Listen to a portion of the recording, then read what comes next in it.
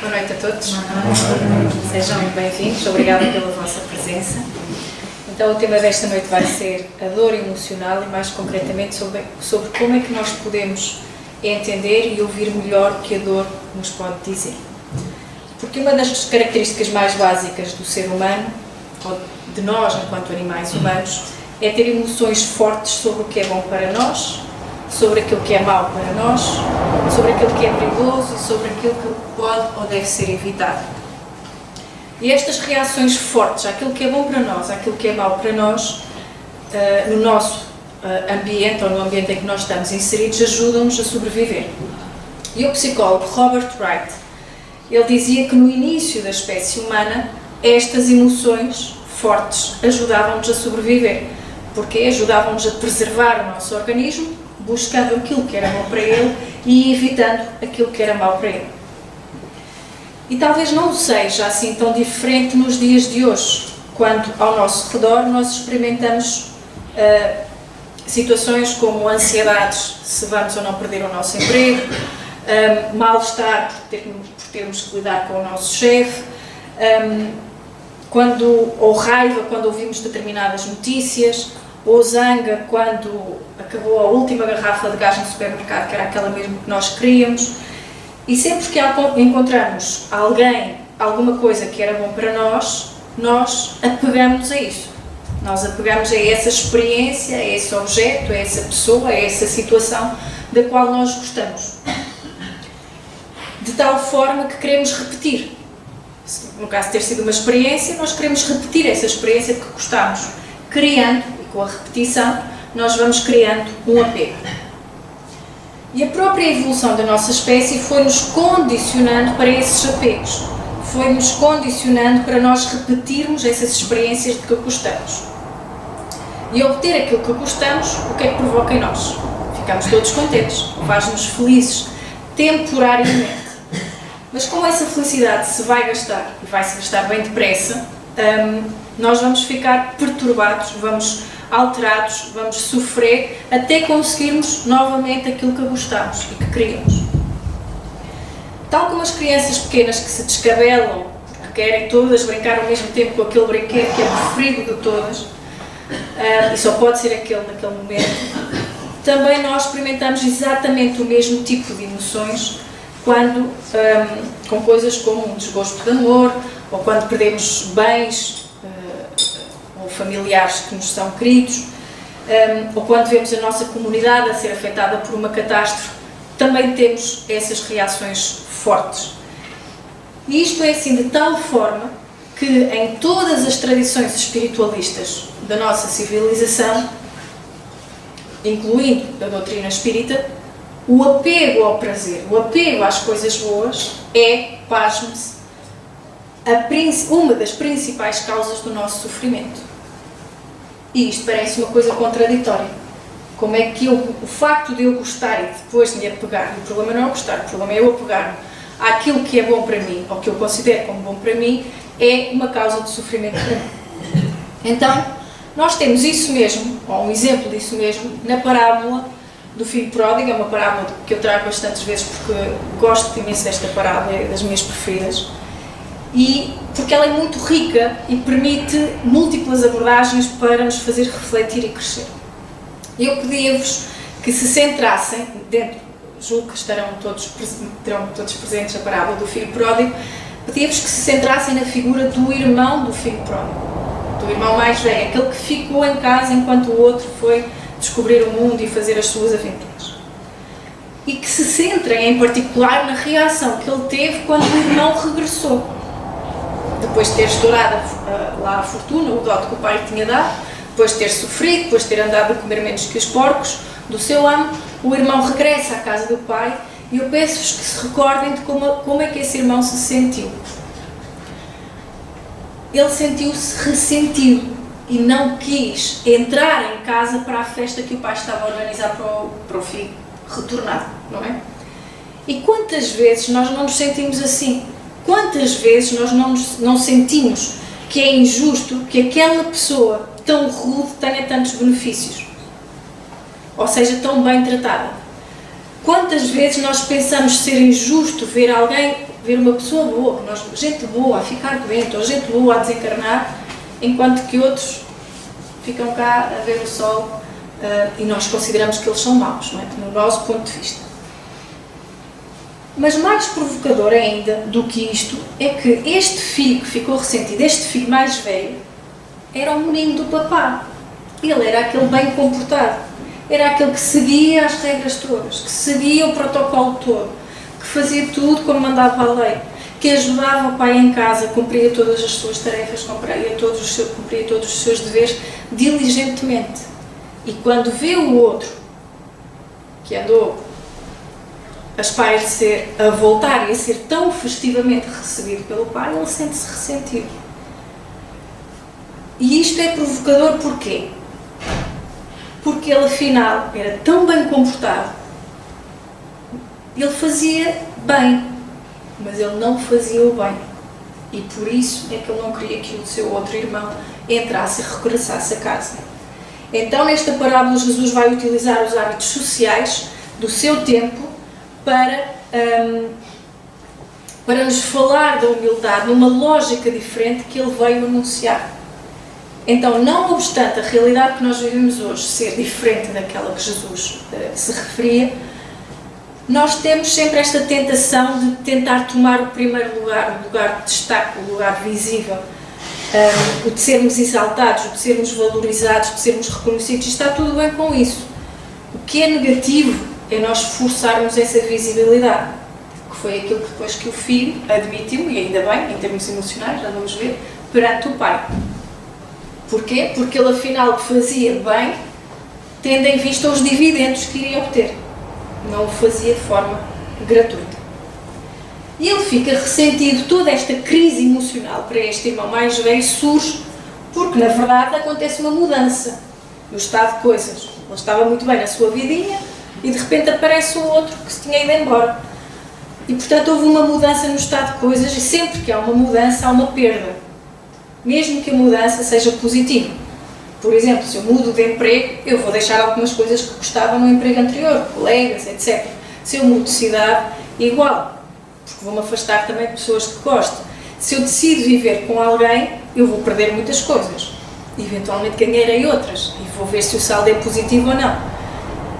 Então, algumas coisas implicam que vamos precisar de fazer coisas que não gostamos, de coisas que receamos, nestes casos de mudança. Por exemplo, um divórcio pode ser uma situação desejável para um casal, mas vai haver sempre uma situação difícil, que é a partilha da custódia do filho. Então, esta introdução para vos chamar a atenção para duas palavras, apegos e aversões, porque vão criar emoções muito básicas e muito fortes em todos nós. E são uma das principais causas de aflição. E é por isso que eu vos trago aqui esta citação de uma das obras mais antigas da humanidade, da cultura oriental, que diz o seguinte: considerando igualmente a alegria e a tristeza, o ganho e a perda, o sucesso e a derrota, prepare-se para a batalha. Desta maneira, não adquirirá resultados negativos das suas ações. Ou seja, o que ele está aqui a dizer é, perante o bom e o mau, perante o sucesso e o fracasso, independentemente do que é que isso é para cada um de nós, vamos ser equânimes, vamos manter a mente equilibrada e reagir de igual forma ao sucesso e ao fracasso. Há um poeta, que eu não recordo agora o nome, que diz que o sucesso, quer o sucesso e o fracasso, são apenas grandes impostores. Está a dar razão a esta hora.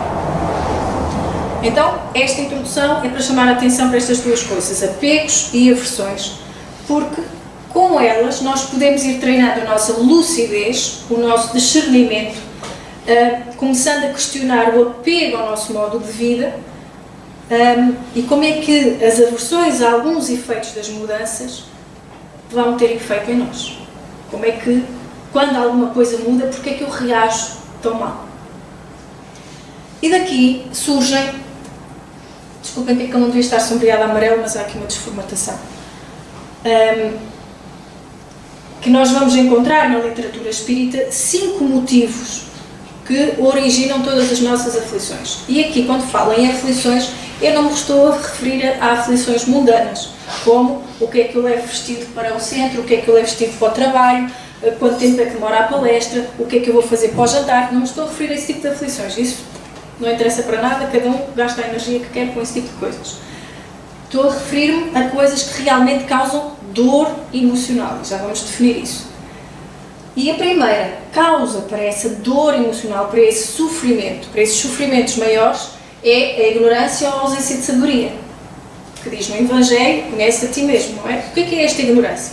Será o facto de eu não saber acerca de matemática, de biologia, de mecânica, de culinária? Não, é a ignorância acerca daquilo que eu sou, da minha natureza. Implica, é tal necessidade que Emmanuel falava, que é a maior necessidade de todo o ser humano, de autoconhecimento. Conhecer-se assim enquanto personalidade, mas conhecer a sua natureza espiritual. Depois temos o ego e o seu orgulho, o ego como a nossa identidade, não é? É aquilo que mais nos faz sofrer, a nossa identificação com o nosso ego. E o nosso ego implica todos os papéis que nós desempenhamos na nossa vida. E o orgulho, como nós já sabemos. Temos o apego ao prazer, que eu já me referi, e a aversão à dor. Porque a aversão à dor é nada mais, nada menos do que o outro lado do apego ao prazer. Quando nós resistimos ou nos ressentimos de alguma coisa, como aconteceu com o irmão do filho pródigo, ou estamos zangados e frustrados com alguma coisa, é porque a lembrança dessa coisa, em nós, no passado, nos causou dor. E depois temos a quinta causa das nossas aflições, o medo da morte ou apego excessivo à vida. Não é? Então vamos ver, o tema é dor emocional. Sim, eu vou repetir este tema, já falei aqui muitas vezes da questão das emoções, nem sempre com sucesso, vou fazer mais uma tentativa e vou trazer para isso a Lisa Feldman, que é uma psicóloga e investigadora, que eu volto aqui a trazer com um bocadinho mais de cuidado. Porquê? Porque ela marcou um ponto de viragem na visão que se tinha sobre as emoções. Ou seja, até estes trabalhos desta investigadora, da equipa dela e outros que se seguiram, encaravam-se como um produto do cérebro e que havia circuitos cerebrais para determinadas emoções. E a amígdala, o hipotálamo, isso tudo, ali era a fonte das emoções e dali brotavam as emoções. Mas a Lisa Feldman, uma americana, numa das suas experiências, e ainda sem saber muito bem que rumo é que a sua investigação ia tomar, ela chegou à conclusão de que as pessoas não sabiam distinguir, por exemplo, quando é que se sentiam ansiosos ou quando se sentiam deprimidos. E, teoricamente, a ansiedade e a depressão são duas coisas muito diferentes, clinicamente também.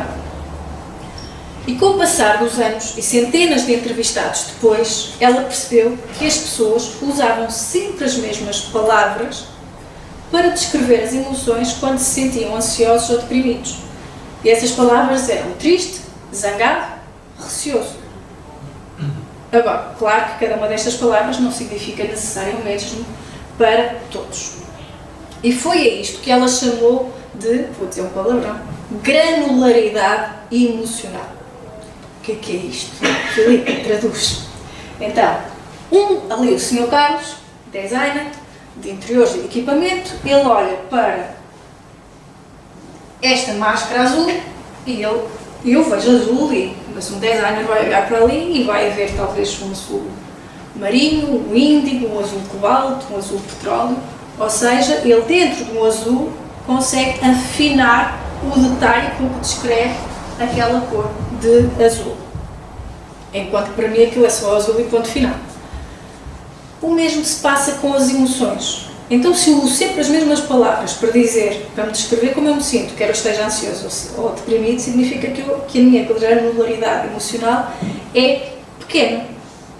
Ou seja, a granularidade emocional é a precisão com que eu consigo ler os meus estados emocionais internos. Então, alguém que distingue entre emoções diferentes, usando palavras como alegria, tristeza, medo, nojo, excitação, admiração, o que é que consegue fazer? Consegue perceber, por exemplo, as consequências no corpo físico do facto de estar a sentir essas emoções. Enquanto que uma pessoa que não tem essa precisão em identificar as emoções que sente, já não vai se calhar perceber que a dor de fígado que tem há alguns dias, se calhar é porque ela está irritada com alguma coisa que ainda não conseguiu identificar. Então, uma pessoa com menos granularidade emocional vai usar as palavras ansioso e deprimido para qualquer coisa e de forma indiferenciada. Então, compreender o que são as emoções vai ter consequências importantes para nós. Por exemplo, se aqui a Dona Manuela começar a franzir o sobrolho, o que é que eu vou achar? Que ela está prestes a dar-me um estalo, que ela está desconfiada de mim, que ela não está a perceber nada do que eu estou a dizer. E porquê é que eu concluo isso? Porque o meu cérebro, ao ver, vou dizer que é o cérebro a ver, a interpretar o facto de a Dona Manuela franzir o sobrolho, vai reportar-se imediatamente a todas as vezes que eu vi alguém a franzir um sobrolho e faz assim uma espécie de estatística, bom, 50%, 90% das vezes a pessoa estava desconfiada, então o meu cérebro vai concluir que a Dona Manuela está desconfiada de mim. Com 10% de probabilidade dela não estar a perceber o que eu estou a dizer. Só porque ela franziu o sobrolho. Então, mas esta conclusão pode não ter nada a ver com aquilo que a Dona Manuela estava a sentir. Ela podia estar a franzir o sobrolho simplesmente porque lhe estava a passar uma melga ali ao pé da sobrancelha. E não tinha nada a ver com a emoção que ela sentia. Outro exemplo. Numa bela tarde de praia, eu estou a ler, interrompo a leitura, o Carlos interrompe os seus desenhos, olha para mim, eu estou a olhar para o céu com um ar assim muito romântico e ele pergunta: o que estás a pensar? À espera de que eu responda: és o homem mais jeitoso do mundo. E o que é que a Filipa, distraída e absorta nos seus pensamentos, lhe vai responder? Estava a pensar em como é que teria sido o curso dos trabalhos do Einstein se o casamento dele tivesse corrido bem. Porque afinal a mulher do Einstein é que era o grande motor dos trabalhos dele. Porque ela é que sabia de matemática, ele nem sabia muito de matemática. E o Carlos, coitado, virou a cara e voltou a desenhar desiludido, porque afinal não houve o elogio que ele estava à espera, só porque me viu com uma expressão muito romântica a olhar para o céu. Isto foi exatamente que esta investigadora descobriu, que nós não podemos detectar as emoções das pessoas pelas suas expressões faciais. É por isso que, por exemplo, num tribunal é muito difícil detectar o remorso num assassino de série. Não, porque ele não é possível detectar esse tipo de emoções nas expressões faciais. Então, o que é que este investigador nos vem ensinar sobre as emoções? Primeiro, que elas não são universalmente expressas nem reconhecidas, que elas não são reações cerebrais incontroláveis, como até aos trabalhos dela se pensava, que o nosso cérebro não tem circuitos pré-instalados para as emoções, portanto não há nenhum circuito para a tristeza, para a alegria, para isto, para o que for. Ou seja, não há circuitos emocionais no cérebro. Que as emoções, e este é um dos grandes marcos do trabalho deste investigador, as emoções são palpites, são previsões que o cérebro constrói no pensamento. Exatamente aquilo que eu fiz quando vi a Dona Manuela a franzir o sobrolho. Eu dei um palpite, ela deve estar a desconfiar de mim, ou ela não deve estar a perceber o que eu estou a dizer. Foi um palpite, foi uma previsão com base num historial de experiências minhas. E outra coisa que ela avança é isto, que é importante, é nós termos controle sobre esses palpites. Portanto, isto significa que nós não somos tão vítimas das nossas emoções como antes nos faziam pensar ao dizer que as emoções brotavam do cérebro. Porque se elas são despertas no cérebro, que controle é que eu tenho sobre isso? Eu não tenho controle sobre aquilo que acontece no meu cérebro. Então, usando experiências passadas, o nosso cérebro o que ele faz é prever e construir a nossa experiência sobre o mundo. Emoções. Até aqui isto foi mais ou menos claro? Sim? Vou confiar. O que é a dor emocional? Que é o tema do nosso trabalho. Definições que nos são dadas. Dor psicológica, mental, emocional, uma sensação desagradável de origem psicológica e não física, um estado de se sentir quebrado relacionado com a experiência de ser ferido, de perda de si mesmo, uma desconexão e consciência crítica dos seus atributos mais negativos, uma experiência sensorial e emocional desagradável associada a danos potenciais ou reais. E um pioneiro no campo da suicidologia, ou seja, estudos dos suicidas, Schneidman, ele descreveu a dor emocional de uma forma muito simples. É o quanto dói ser humano. Quanto dói o facto de nós sermos humanos. É um sofrimento mental, é um tormento mental. E a dor mental não é menos real do que a dor física, do que outros tipos de dores relacionados com as partes do corpo, só que não tem a atenção adequada. Nós vemos a diferença que é dada nos sistemas de saúde, seja de qualquer país. Há dor física, há dor do corpo, há dor do coração, da perna, do braço, dos dentes, em relação com a dor mental. Ok, dor emocional está definida. No Evangelho vai-nos dizer: figure-se a terra como um subúrbio, um hospital, uma penitenciária, um sítio de maldição, e ela é simultaneamente tudo isso, e compreender-se-á porque é que as aflições sobrelevam os gozos, ou seja, porque é que predominam o sofrimento. Então, emoções como o medo, o ódio, a raiva, elas vão ajudar-nos a evitar experiências desagradáveis, como nós já vimos. E quando nós estamos em stress, essas emoções primitivas vão ser mais intensas e exacerbadas. E a resposta mais comum ao stress vem de um automatismo cerebral muito conhecido, a resposta luta ou fuga, que basicamente diz que os animais reagem às ameaças ou com uma descarga do sistema nervoso simpático, fazendo com que o animal permaneça, fique quieto ou lute contra isso, ou fuja. É claro que em algumas situações esta reação é útil, não é? Se eu vir uma manada de elefantes a vir correr contra mim, eu não vou ficar ali paradinha à espera de perceber qual é a sensação de ser pisada pelos elefantes. Portanto, aqui a resposta cerebral imediata de põe-te a andar vai-me ser útil. Agora, nas nossas vidinhas urbanas, nas nossas vidinhas de cidade, as situações de stress que nós vivemos não põem a nossa vida em causa. Ninguém corre perigo de vida por causa disso. Quando nós experimentamos um stress agudo, por exemplo, no trânsito, ou quando temos um prazo para cumprir, ou quando temos um exame para fazer, essas emoções não vão ser úteis, essas reações não vão ser úteis. E podem até ser contraprodutivas, porque esse stress pode-me fazer uma coisa da qual eu me arrependo. Eu posso ser muito contra, e sou, a existência de exames e testes nas escolas. Mas se eu estou a estudar numa escola, eu vou ter que ser sujeita a testes e exames. E se eu, por causa da minha opinião, deixar de estudar para o exame, eu vou ser prejudicada de várias formas. Então, esse tipo de emoções não vai ser útil nessas situações. Já o stress crónico é outra questão, é diferente do stress agudo. Porque nós podemos sentir ansiedade, inquietação, fadiga, incapacidade de relaxar, uma falta de motivação ou de foco, uma irritabilidade constante, tristeza, depressão, estou mesmo a ver que nunca ninguém sentiu nada disto. Tudo isto são situações que não só não são muito agradáveis, como vão interferir na nossa capacidade de agir de acordo com os nossos valores e objetivos. Por exemplo, se eu estou permanentemente irritada, provavelmente, ou inquieta, provavelmente eu não vou agir da melhor forma com a pessoa que vive comigo. E vão dar sempre às turras e às cabeçadas. Coisa que também não acontece nunca, não é?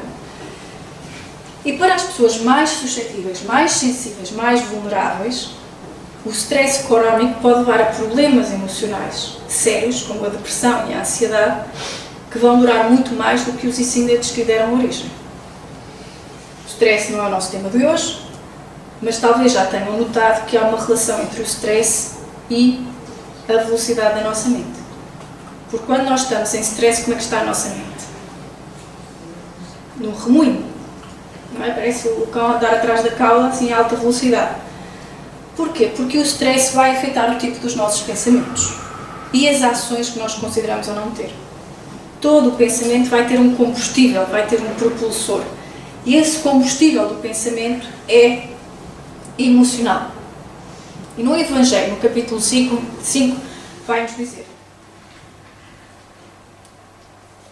o que é que nos é sugerido neste capítulo, nestas situações?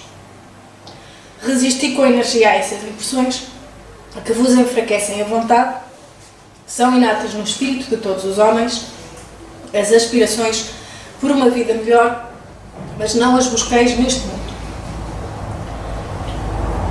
Podem aplicar-se Kardec, nas obras póstumas, ele faz uma pergunta a um benfeitor sobre o porquê das expiações coletivas. Porquê é que as pessoas desencarnam em massa? E a resposta é uma aula tremenda, sugiro a leitura. Diz-nos assim a benfeitora espiritual: podem aplicar sem medo de errar as leis que regem o indivíduo à família, à nação, às raças, ao conjunto dos habitantes dos mundos, os quais formam individualidades coletivas. Há as faltas do indivíduo, as da família, as da nação. E cada uma, qualquer que seja o seu caráter, se expia em virtude da mesma lei. Ou seja, basicamente, então, temos aqui mais 3 causas das nossas dores emocionais, dos nossos sofrimentos. E essas causas estão no indivíduo, na família e na nação. Faz assim uma escala crescente. O indivíduo, porquê? Vamos focar neste. Porque ele carrega em si os vícios que destroem o corpo. Nós temos os indivíduos que têm maus pensamentos, o violento, o irritável, o mentiroso, e tudo isso vai refletir em si mesmo. Mesmo quando ele faz as coisas para prejudicar os outros, que ele volta para nós como ricochete, não é? Nas leis de causa e efeito, provavelmente esses indivíduos voltam trazendo os problemas individuais correspondentes, e eu digo provavelmente porque as coisas não são sempre assim tão lineares. Muitas vezes passa-se a ideia de que, não, tens asma porque foste fumador na vida anterior. Vamos ter mais cautela com isso, porque as coisas não são assim trigo limpo sempre. Também, ainda no capítulo 5, no Evangelho, nos dizem: jamais deve o homem esquecer que se acha no mundo inferior, ao qual apenas as suas imperfeições o conservam preso. A cada vicissitude cumpre lembrar-se de que, se pertencesse a um mundo mais adiantado, isso não se daria e que só de si depende não voltar a este, trabalhando para se melhorar.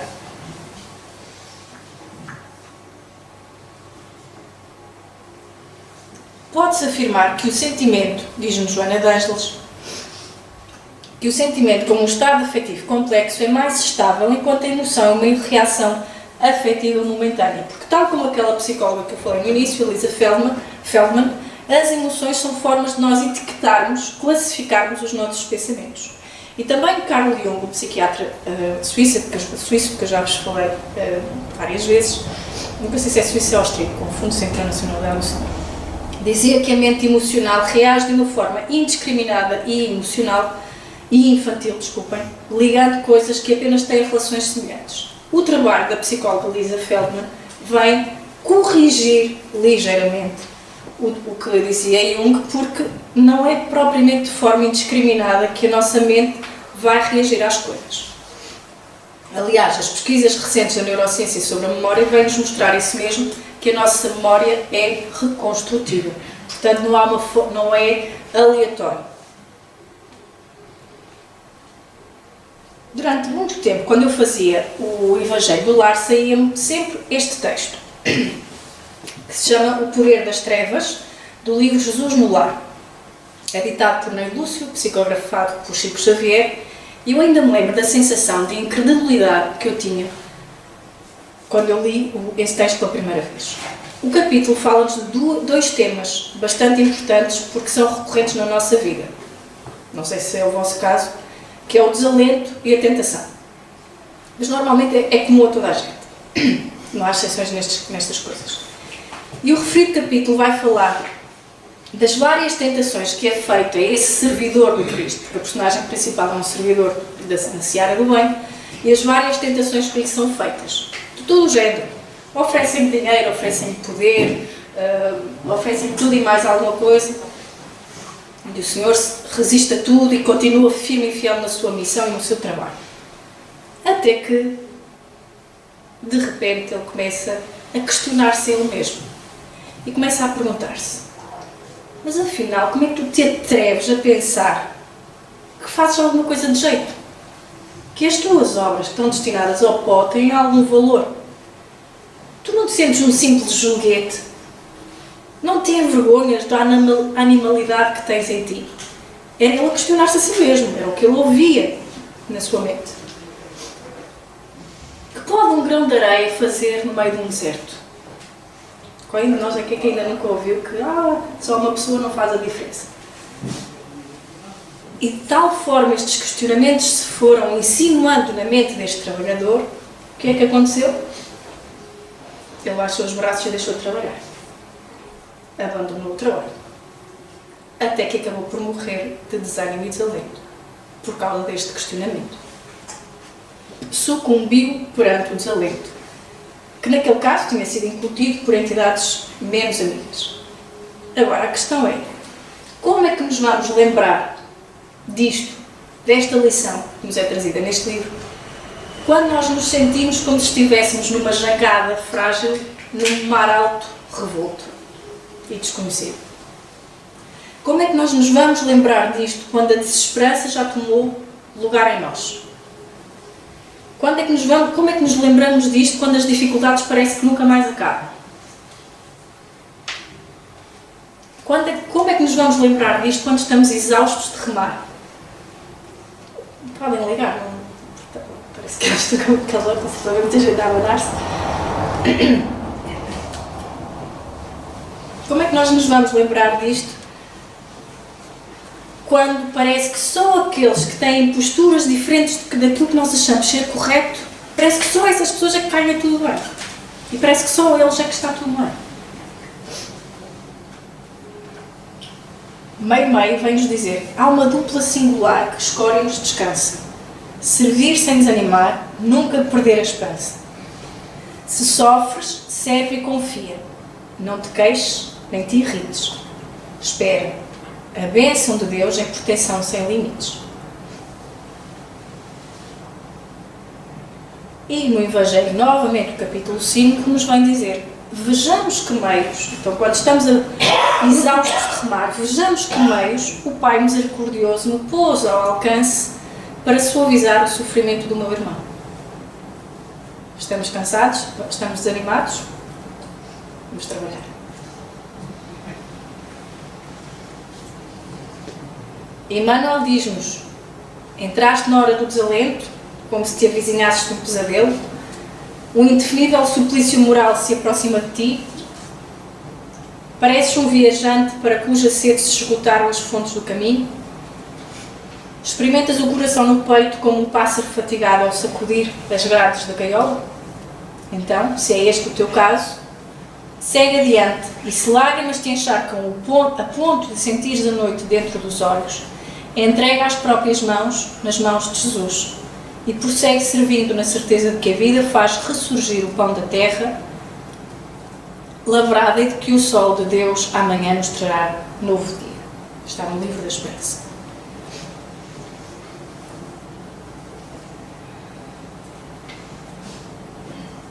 Seguir adiante requer que, primeiro, nós não ignoremos as emoções que estamos a sentir.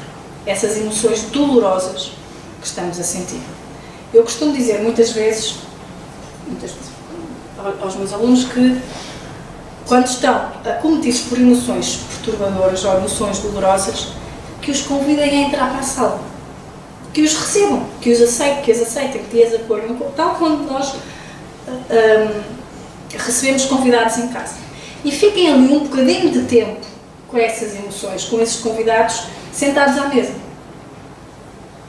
Ou seja, o tempo necessário para a pessoa sentir, identificar, reconhecer, mas depois não fica ali 3 dias de festim com elas.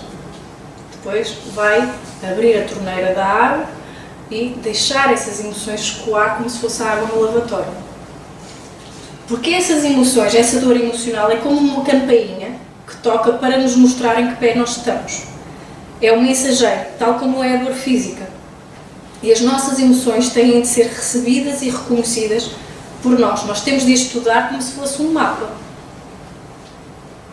Porque ignorá-las, reprimi-las, passar adiante só vai fazer uma coisa: torná-las mais fortes. E isso vai tirar-nos toda a paz.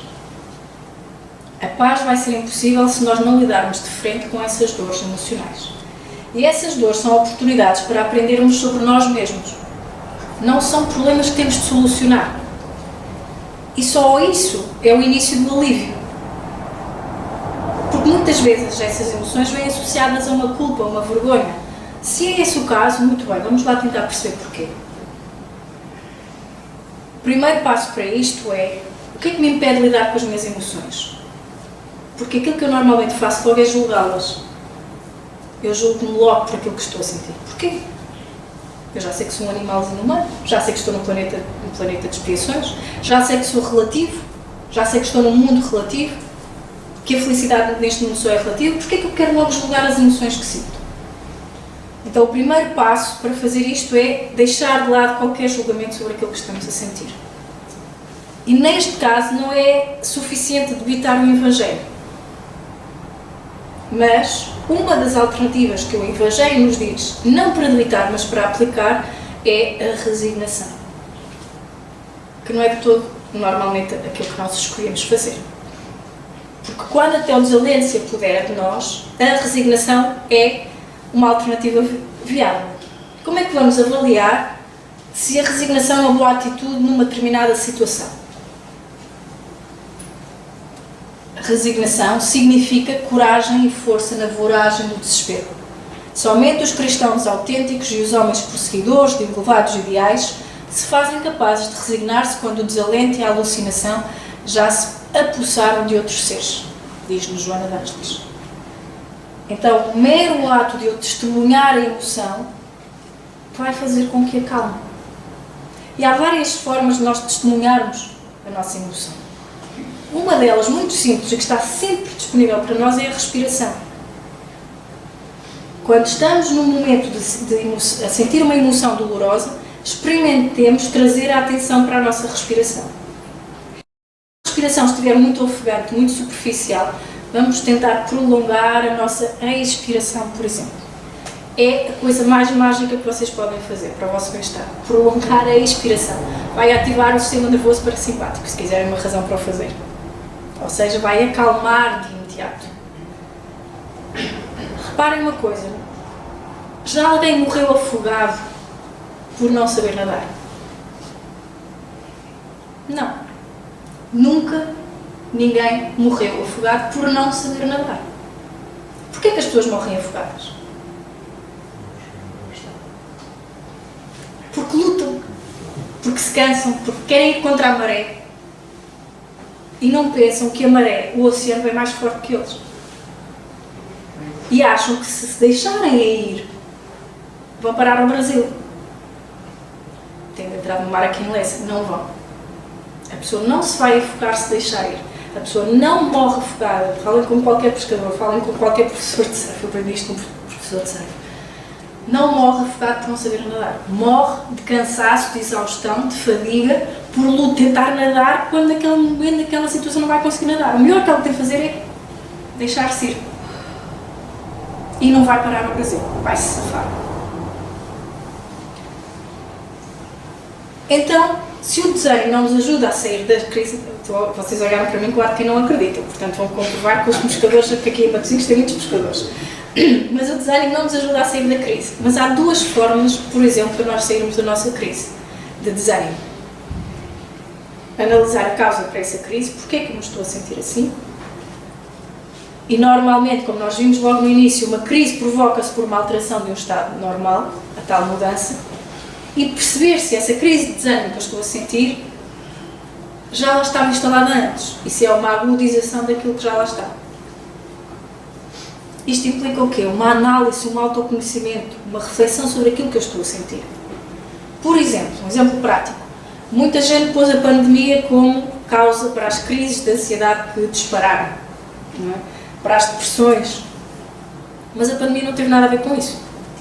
Se a pessoa não sofreu o impacto da doença, pode ter sofrido os efeitos da doença, ter ficado fechada em casa, afastada dos familiares, na máscara, todas essas coisas que nós sabemos,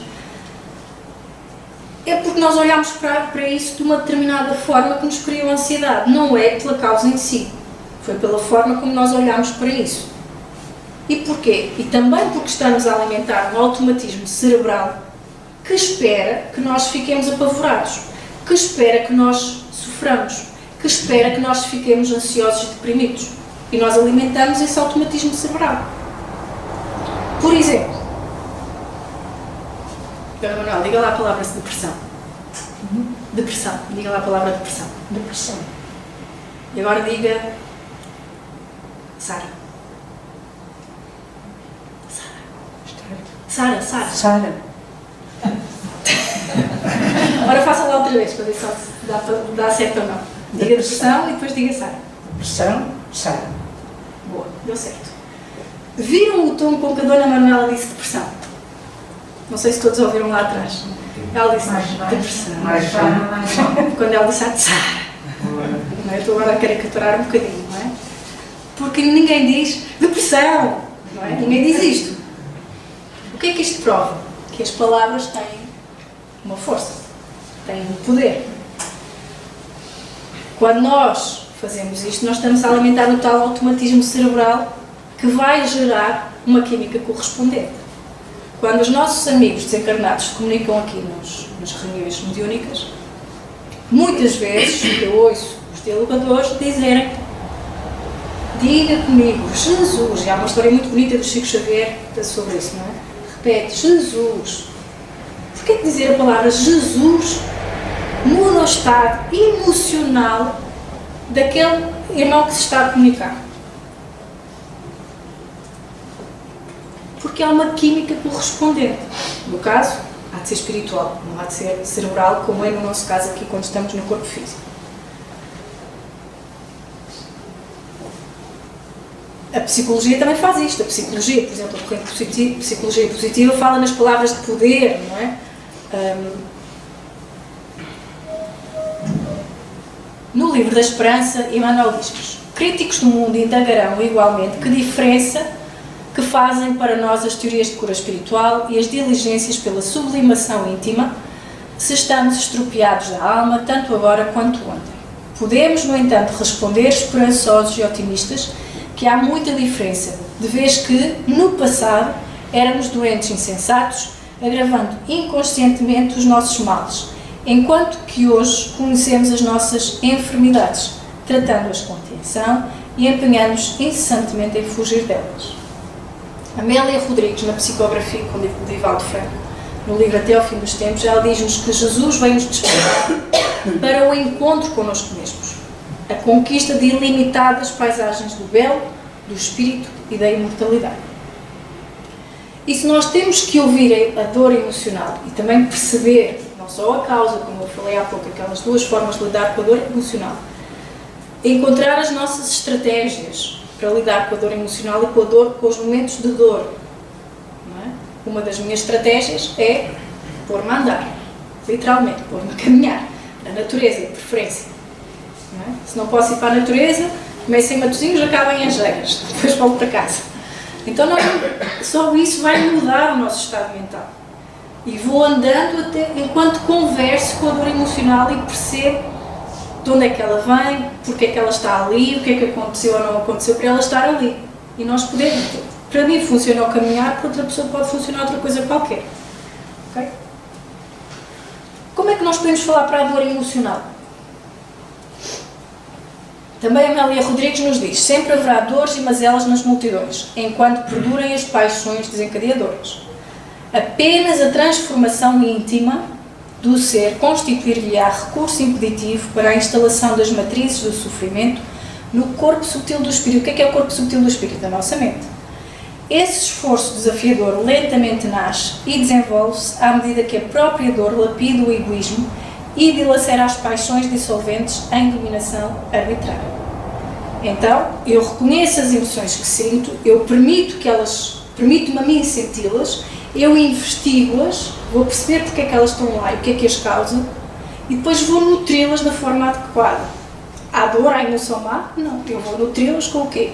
Com o oposto. Porque qualquer estado de desequilíbrio só se resolve se eu lhe puser em cima as qualidades do equilíbrio. Se a água do arroz está muito salgada, o que é que eu posso fazer para equilibrar a coisa? Junto mais água, para diluir, certo? Então, se há ali um desequilíbrio, eu vou adicionar o elemento do equilíbrio, que é juntar mais água para diluir.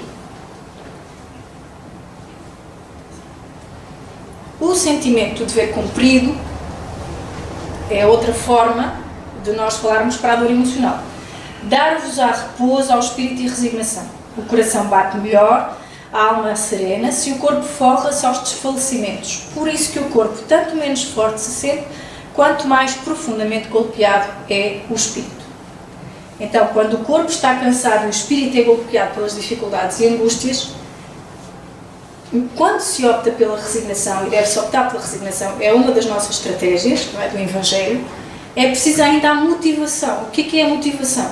É a força que nos leva a levantar da cama, a abrir um livro de estudo à meia da noite quando temos uma insónia, a continuar aquelas tarefas que todos dizem para nós pararmos porque não nos vão dar retorno nenhum, a fazer o que gostamos e o que acreditamos. E essa força, essa motivação não é tão simples como possa parecer.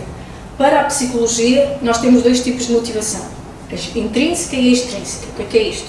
A intrínseca vai refletir a tendência que nós temos para procurar novidades e desafios, para explorarmos, não é? E a motivação intrínseca é aquilo que está relacionado, é aquilo que nós fazemos pelo prazer de fazer e não pelo resultado que vamos obter por fazer isso. A motivação intrínseca é aquilo que nós fazemos por gosto mesmo.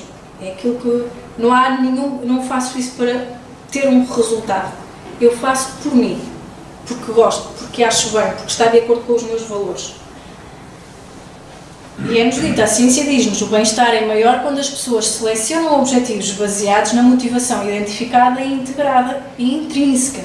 Então a ciência diz exatamente o mesmo que diz o Evangelho.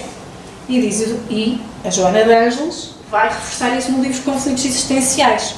A pessoa vazia, aquela que perdeu a identidade e deixou de seguir na busca dos objetivos, que constituem as motivações seguras para existir e realizar atividades existenciais, passa por um tormentoso processo de desgaste emocional. Um outro psiquiatra, o Viktor Frankl, ele escreveu um livro magnífico, O Sentido da Vida, já tem tradução Sentido da Vida, Sentido da Existência, que já tem tradução em português, e ele fala disto mesmo. O mais importante é nós termos um sentido para a nossa vida. Outro psiquiatra fala, ou humanista, o Erich Fromm, ele fazia esta distinção. Será que eu tenho uma orientação ou eu sou uma orientação? Porque certos objetivos ajudam-me mais a ter bem-estar do que outros. E o Erich Fromm, ele fazia esta distinção, porque ter uma orientação, por exemplo, quer riqueza e quer estatuto. Ser uma orientação tem a ver com a realização pessoal. E ele descobriu que as pessoas que têm este tipo, que são a orientação, que se movem pela sua realização pessoal, são mais felizes.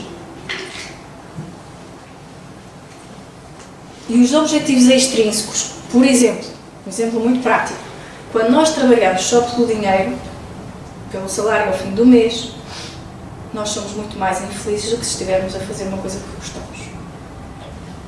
O salário até pode ser mais chorudo, mas nós somos muito mais infelizes e depois vamos gastar o salário chorudo no médico. A esperança e a responsabilidade, diz-nos no livro Renúncia, parecem tesouros esquecidos. É razoável que se não possa negar o caráter incorruptível da justiça. Porém, não se deverá esquecer o otimismo, a confiança, a dedicação e todas as energias que o amor procura despertar no âmago das consciências. Então, resumindo esta parte de falar para a dor emocional, é importante darmos a nós mesmos a oportunidade de fazer o máximo possível de opções, ponderar no que sentimos nas diferentes situações e se o nosso ponto de vista difere dos outros. Isto vai melhorar a nossa autonomia e, consequentemente, a nossa motivação intrínseca. Porquê? Porque se nós somos livres a escolher as nossas ações, nós vamos encontrar razões para as fazer. Lembrarmos que não há felicidade neste mundo, não é? Nós já dizemos isso. Mas há felicidades, porque estivemos aqui só a falar de dores, não vamos esquecer que não há felicidade, mas há felicidades. É bom ter amigos, é bom ter uma casa, é bom ter comida na mesa, comida de que eu gosto. Tudo isso são felicidades, mais ou menos temporárias, mas também são boas e são para ser valorizadas. O Saramago, o escritor José Saramago, ele tinha uma frase que dizia o seguinte: para que é que serve o arrependimento se isso não muda nada do que passou? Perguntaram isto. E ele dizia, o melhor arrependimento é simplesmente mudar. Estamos a falar de um senhor que era ateu, mas parece-me que isto é próximo do que o Evangelho nos diz. Não é? O mais difícil de entender é que não há nada a fazer. Não é tanto mudar, é o deixar de viver adormecido e passar a viver desperto, era o que ele dizia. Deixar de viver adormecido e passar a viver desperto, com propósitos e harmonizando as nossas ações com os nossos propósitos e valores, a tal motivação intrínseca. E o Evangelho diz-nos, o amor é a essência divina de todos vós, esse germe cresce com a moralidade e a inteligência. Perante a dor emocional, há uma pergunta fundamental que nós temos que fazer a essa dor. O que é que o amor faria nesta situação? Quando eu estou a sofrer, quando eu tenho uma dor emocional, mental, psicológica, o que for, qualquer emoção forte, nós perguntamos, o que é que o amor faria nesta situação?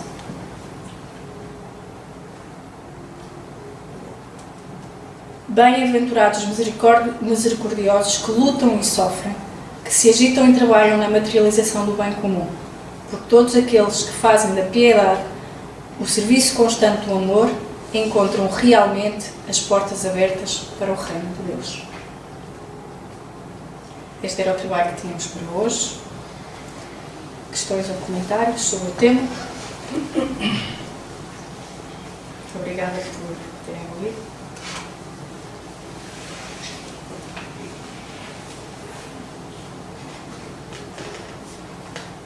Há nenhuma questão, um comentário?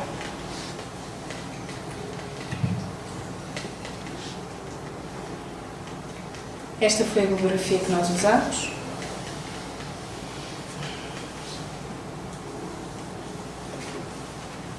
Nada a declarar?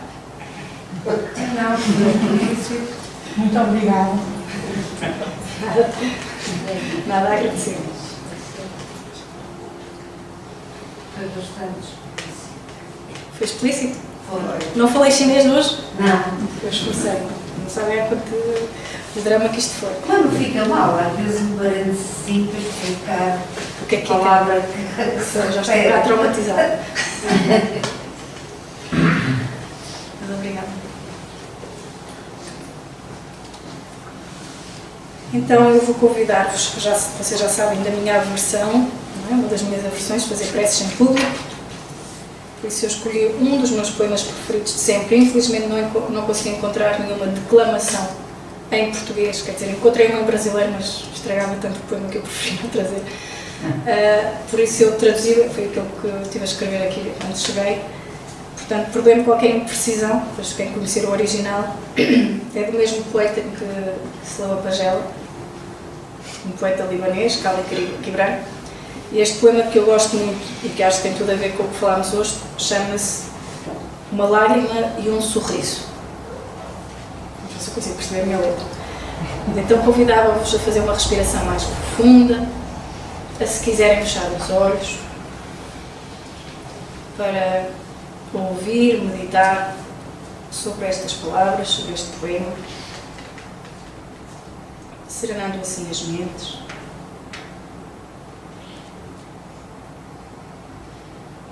Uma lágrima e um sorriso.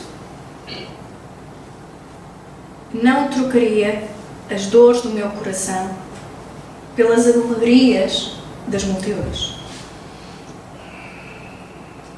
E não trocaria as lágrimas que a tristeza faz fluir dos meus olhos por risos. Prefiro que a minha vida permaneça uma lágrima e um sorriso. Uma lágrima para purificar o meu coração e me dar compreensão sobre os segredos da vida e das coisas ocultas. Um sorriso para me aproximar dos outros e para ser um símbolo da minha glorificação a Deus. Uma lágrima para me unir aos que sofrem e têm os seus corações partidos. Um sorriso para ser um sinal de alegria na minha existência. Prefiro morrer na esperança do que viver desgastado e em desespero, quero que a fome por amor e beleza penetre nas profundezas do meu espírito, porque vi que aqueles que vivem superficialmente satisfeitos são os mais alquebrados e desgraçados. Ouvi a esperança dos que esperam por algo maior, e essa é a mais doce das melodias. Ao anoitecer, a flor recolhe as suas pétalas e dorme, esperando. Quando amanhece, os seus lábios encontram o beijo do sol. A vida de uma flor é espera e plenitude. Uma lágrima e um sorriso. As águas do mar tornam-se vapor e elevam-se, e juntas formam as nuvens. E as nuvens flutuam sobre os montes e vales, até se unirem à brisa gentil. E depois, essa água chora sobre os campos, juntando-se a ribeiros e rios, e regressa ao oceano, a sua casa. A vida de uma nuvem é partida e reunião, uma lágrima e um sorriso. E assim é com o espírito, que se separa do espírito maior para viajar até ao mundo da matéria e passar como a nuvem sobre a montanha de sofrimento e voltar à sua origem, de onde vem, um oceano de amor e beleza. Voltar para Deus. Agradecemos a todos os benfeitores espirituais deste lar, pelo amparo, pelo trabalho. Pedimos que continuem em Santo Par, agora durante o momento dos passes, e desejamos que todos possam regressar aos seus lares, com os seus corações mais nutridos, mais alentados, mais confortados pelo ambiente que se vive nesta casa, neste lar, agradecendo a todos a contribuição para esse ambiente. Muito obrigada a todos.